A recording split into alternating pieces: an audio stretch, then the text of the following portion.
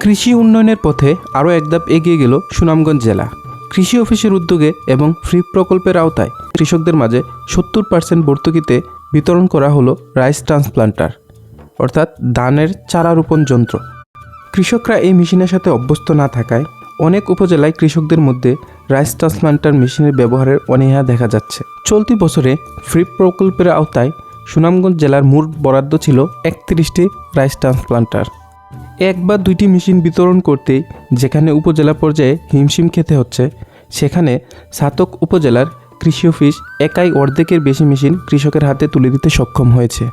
এই সফলতার পেছনে রয়েছে ছাতক উপজেলার সকল কর্মকর্তার দক্ষ নেতৃত্ব, কর্মনিষ্ঠা ও কৃষকের প্রতি সকলের আন্তরিক ভালোবাসা। কৃষকদের বোঝানো, উদ্বুদ্ধ করা এবং আধুনিক প্রযুক্তির সুফল সম্পর্কে সচেতন করাই এই অর্জনের মূল ভিত্তি।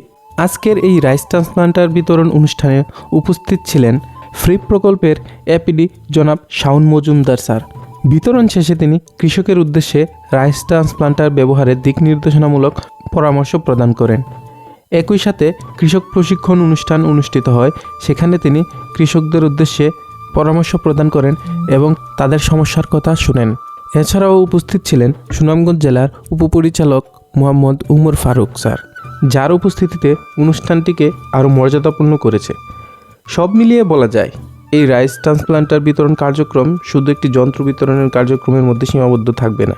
এটি আধুনিক কৃষির পথে অগ্রযাত্রা এবং ছাতক উপজেলার কৃষি উন্নয়নের একটি উজ্জ্বল দৃষ্টান্ত।